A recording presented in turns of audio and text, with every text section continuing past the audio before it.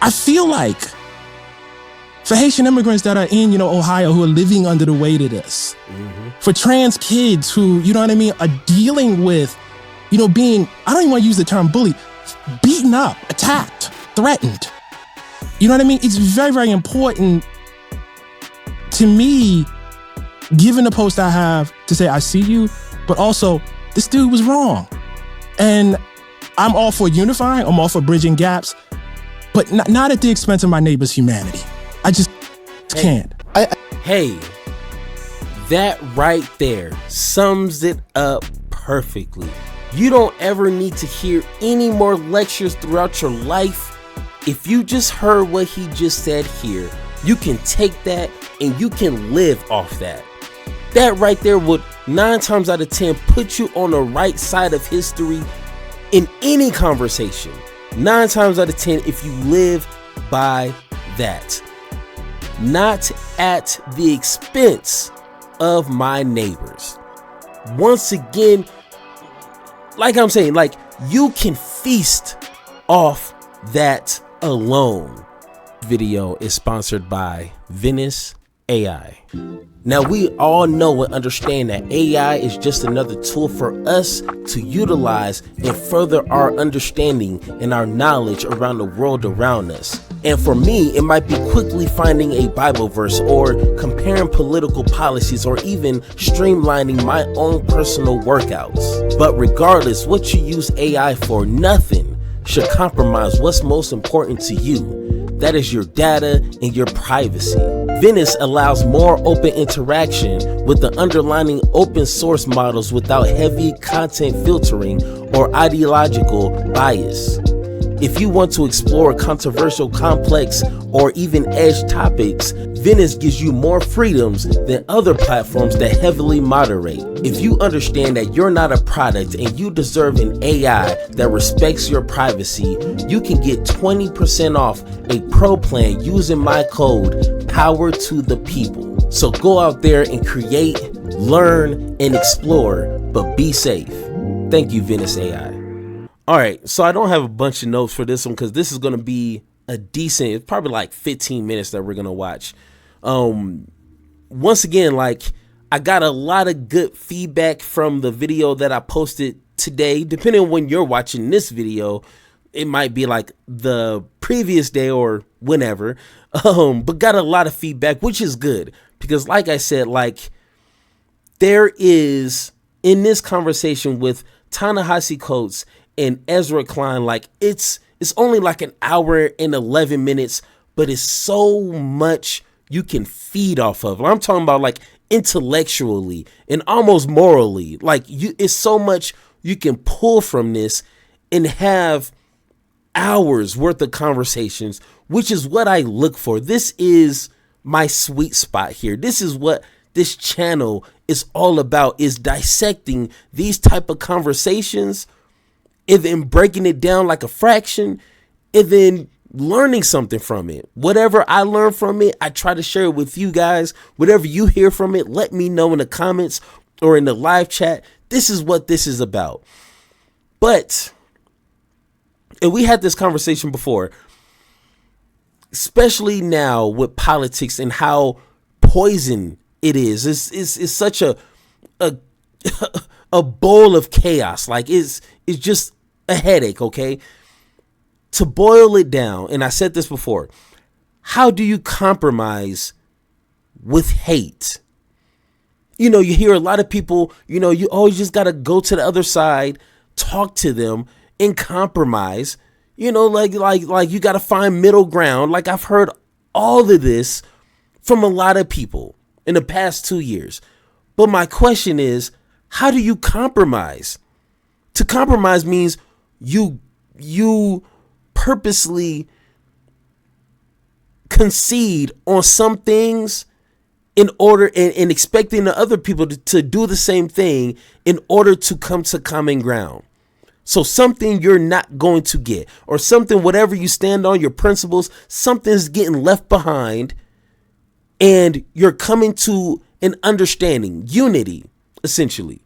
But how do you do that with people that hate And I'm not talking about the people that are misinformed or politically not inclined or, the idiots. I'm talking about the Laura Loomers, what's the bald-headed guy's name who looks like a villain? That guy. You're saying Donald Trump's of the world, like these people that only run on hate. How do you compromise with them? What do you give up? If you're willing to compromise, what do you give up? That's another question. And at the end, who will become collateral damage? Because we're talking about politics, which politics affect real people. This is not just numbers on a board. This is not just data that you read on Google. This has a real effect on real people. So who's going to be the collateral damage when you compromise with hate? And once again, if you don't know, ask yourself this. Who are you fighting for?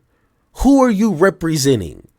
Me, myself, I am representing the everyday person who puts on a work boots or dress shoes, goes out there, works their 8, 9, 10 hours a day, come back home, pay their bills, take care of their families, try to be the best human being that you can be. Those are the people that I represent. And if I decide to compromise with hateful people, I'm only hurting the people I represent.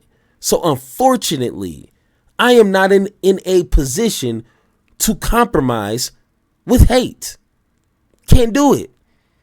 Because we know historically, go ahead and look it up, black and brown people, and some white folks too, like it's undeniable, poor people, disabled people, disenfranchised people, marginalized people, always get the short end of the stick. No matter.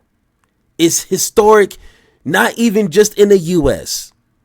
Always get the short end of the stick. So at some point, we can't compromise. That's simple. So let's go ahead and get into this interview here, which is, we'll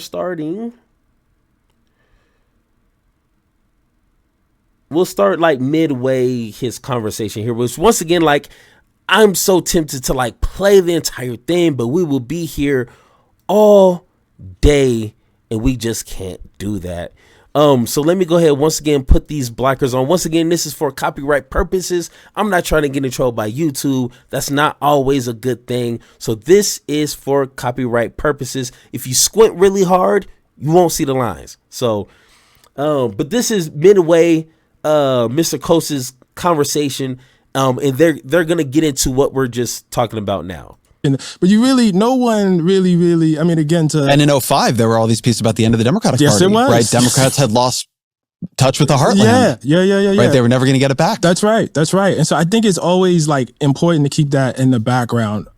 Look, I have, just in terms of bridging gaps and everything, I have a basic level of respect that I accord to everybody. You know what I mean? I want to say what I have to say. I don't want to shrink back from it. You know what I mean? But I do think on a basic level, there's a respect that has to be had for people that I disagree with, right? At the same time, I recognize that part of my audience, and I would say an important part of my audience, is people who have never enjoyed that respect. You know what I mean? People who, in fact, are subjects of the kind of hate that Charlie Kirk was harvesting. And I can't ever, A, contribute to making them feel like they've been abandoned. Mm-hmm. And B, I can't ever stand by and watch somebody do that. And in the name of unity or whatever, act like that's not happening, because there are real consequences. And so it's like, when I read his words towards trans people, Jesus, when I read, you know what I mean, the language towards Haitians specifically, which was very, very, Haitians will become your masters. if you don't elect Trump. I mean, this is very, very familiar to me. You know, it's this idea of Haitians coming into the country or immigrants raping your daughters. I mean, this was really, really, really dark stuff. It's at the core of this country. And so I feel like for Haitian immigrants that are in, Ohio, who are living under the weight of this, for trans kids who, you know what I mean, are dealing with, being, I don't even want to use the term bullied, beaten up, attacked, threatened. You know what I mean? It's very, very important to me, given the post I have, to say, I see you, but also this dude was wrong. And I'm all for unifying. I'm all for bridging gaps, but not at the expense of my neighbor's humanity. I just can't. Hey, that right there sums it up perfectly. You don't ever need to hear any more lectures throughout your life. If you just heard what he just said here, you can take that and you can live off that. That right there would 9 times out of 10 put you on the right side of history in any conversation. 9 times out of 10 if you live by that. Not at the expense of my neighbors. Once again, like I'm saying, like you can feast off that alone because that takes self out of it. A lot of people are so self-centered, they will destroy their country just to center themselves and only feed themselves. So that forces you to not only care about yourself, but to care about your neighbors, which is a hard thing to do. And it's only hard because loving people that you don't know or that are different than you, live a whole different life than you do, that is hard to do. So that right there, perfect. Once again, hey, he deserves a round of applause for that there. Once again, not too many people can stand on that type of principle. Not too many people, okay? That right there is one of a kind. I think the thing we go to there, right? Not at the expense of my neighbor's humanity. Because I've gotten a lot of that in email, right? Like, how am I supposed to talk to these people? How am I supposed to deal with these people who are denying my humanity? I'm not against talking to him about it. I'll talk to you very clearly. Yeah, sure. I have no problem with that. I guess the place where I'm not even 100% sure if we disagree, if you just like sort of see your role differently, right? I think that in losing as badly as we have imperiled trans people terribly. Yes. Politics is for power. Joe Biden did that. Politics is for power. And so I think that the question I am just genuinely struggling with isn't how to have like a great kumbaya moment. But I think it is taking seriously that something we're doing is not working. I mean, I had Sarah McBride, who's the first trans member of Congress on the show. And, she was we were talking about every single survey you can offer on like trans rights has gone in the wrong direction the past couple of years, right? We've just begun to lose that argument terribly. And that has put people in real danger. So I take your point when you say, look, I want people to feel seen in my writing. And I want people to feel seen in my writing and my podcasting. But I think the place Now, once again, I hate to be that guy to nitpick, but he said, I want people to be seen through my writing, through my podcast. Perfect. Leave it there. Button up that sentence, that statement, and move on. But if that is followed by a comma and but it's not going to be anything good. You can't justify in any way, shape, or form. You want people to be heard through your podcast or through your writing or through your art or your material, your content. But no, there's no buts. There's no ands. There's no ifs. You can't do that. I mean, you can, but you can't be a leader. You can't be an activist. You can't be that guy. You see what I'm saying? You're not going to be the guy that's going to be remembered 20, 30, 40, 50, 100 years from now. Like the Martin Luther Kings, the James Baldwin, the Huey P. Newtons, like the Malcolm X's. You're not going to be remembered.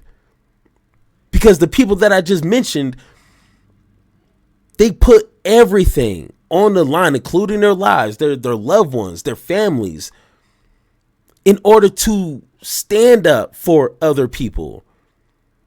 So if that sentence for some reason follows, but, you already lost the plot. You already lost the conversation. You don't know where you're at in this conversation.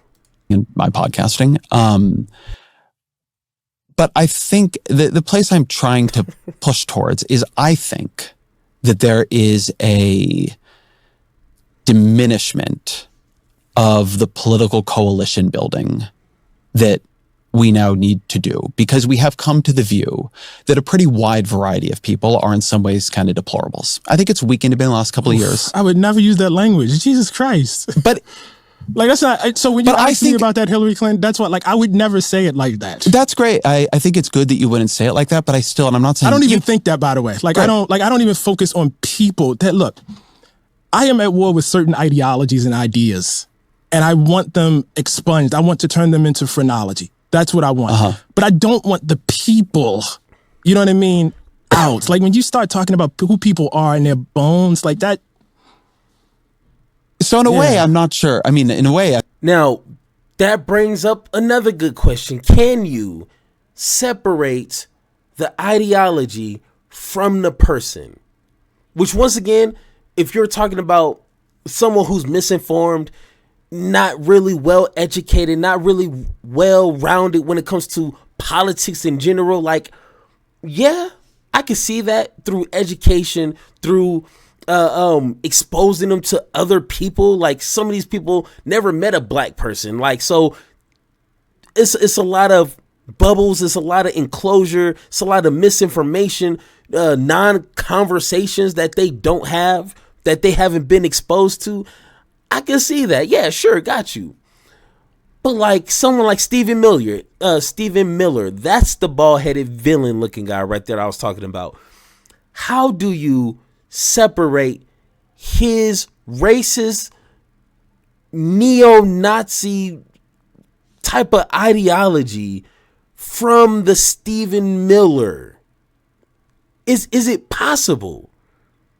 And that's what Ta-Nehisi Coates is talking about. Like, he doesn't want to, as they say, in the Bible, like, hate the sin, but not the sinner. How can you hate the ideology, but not the person? I don't know. That's something that I need to figure out myself. I don't have the answers. I wish I could be in that place, but at this moment, I am not. If you're that entrenched with hate and bigotry, man, you need an intervention, and that's something that I can't give you. I mean, I probably can with these, but I'm just saying, like, that's probably not going to even change you. You see what I'm saying? So, like, is it possible? And if it is, who is that person? Because we need that person. It's about that time. I think we're saying something not too dissimilar here. Mm-hmm. I guess the place where I felt a lot of pushback, and maybe this was not your pushback, right? Was, the first piece I can just sort of, like, I accept that there's a disagreement on, like, what to do in the 24 hours after a death. Like, you feel like I was whitewashing the guy, and I felt like I was sort of... do. Yeah, I know you do. I know you do. It's very upsetting. I know you do. The second piece I did, which I think you saw, was more about this question of, what are we going to do living here in sort of two types of disagreement, right? One with a right that where Charlie Kirk has become sort of the center of it, right? He's not unusual for the MAGA coalition. He's a sort of uniting force within it, and the kind of things he believed and the way he did his politics. And then two, what are we going to do? Like, how are we going to be here with people who are like halfway there, right? What does it mean to be in this political community together? What do you think about that question? About how to live together. Yeah. Well, first of all, I think it's a truth. You know what I mean? I think it's it's a foregone, like we are. I really, really believe that, there's no real choice about this. I'm not renouncing my American citizenship. They're not renouncing their American citizenship. So this then, as far as I'm concerned, is a contest of ideas and narratives. Again, all I can go to is my role as a writer. And my role as a writer is to state things as clearly as I possibly can, to make them in such a way that they haunt, to state truths, and to reinforce probably the animating notion of my politics. And that is that all humanity is equal and is worthy of that. And I actually think all of the sort of political and policy positions are, that I probably find myself in sympathy with, are attempting to affect that, in the real world. And again, I'm putting aside your piece, but I'm just thinking about the moment we're in. When I hear or see people who are honored and commemorated in such a way so that they almost become a national religious figure, and then I see their content, and I see that their content is actively destructive to humanity, I have to draw a line there. Like I think like, for me, like the bigger question is, where are the lines? You know what I mean? And I think there's no problem with saying, listen, you can't hurl epithets at people. You're out if you do that. I'm sorry. Look, you want to have a debate about whether we should have affirmative action, in colleges? I'm here for it. You want to have a debate? What does it mean to be on the other side of the line? That is the question right there. If we have lines, boundaries, okay, these things we put people on the other side for X, Y, and Z reasons, what are these reasons? And like I said at the beginning of this live stream, like, we set these boundaries. And if you look at the data of the Americans that did vote, half of Americans didn't vote. So count them out. Then out of the half that did vote, a little over 50% voted for Trump. How many of that portion would you consider on the other side of that line? Which is going to be probably hundreds of thousands. Okay, I haven't done the math, but it's going to be a lot of people. It's not like people you're never going to run into, okay? You're going to run into these people, or you probably even have them in your family. How do you deal with these people? And once again, this probably depends on who you are. If you're not an educator, if you're not a communicator, if you're not a person to try to mend these bridges, then you're probably going to be like, I ain't got nothing to do with them. Like, hey, let them do them. I'm going to do me, and bygones be bygones, and so on and so on. I get it. Once again, but like the people like myself who try to educate, try to, have these conversations. What is the line? And I guess that's on an individual basis. I'm sorry, what do you mean? What is it? So once somebody's on the other side of the line, right? What does that mean for you? For instance, once you think it's okay. No. Well, yeah, no, I'm trying to make this concrete. Yeah, no, I am too. Yes. Once, for whatever the definition of the line is. Right. What does it mean for you for somebody to be on the other side of it? Right? Not somebody who just died. Right. But somebody still living. Right. If you think it is okay to dehumanize people, then conversation between you and I is probably not possible. And so what do you do with the fact that so many people think that is okay?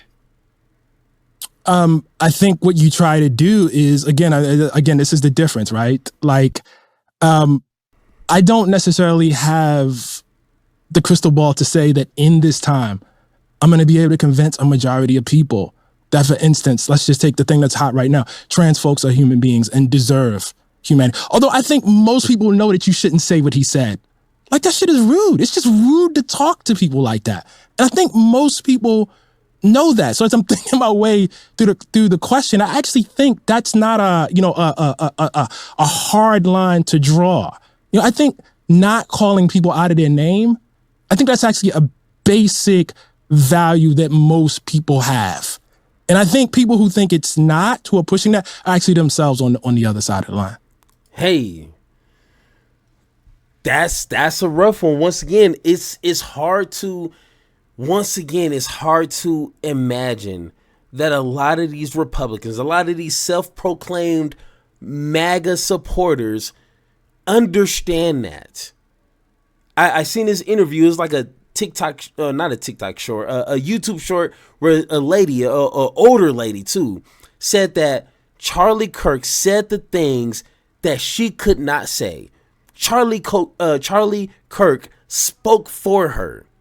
And it's like, oh, well, first off, you didn't have the spine or the courage to say these hateful things. Okay, that's cute. Okay, got you. So now you look for other people who are just as hateful as you are to say these hateful things for you. So once again, we got to pretend, we can't pretend as if there's not a majority of people that think like that.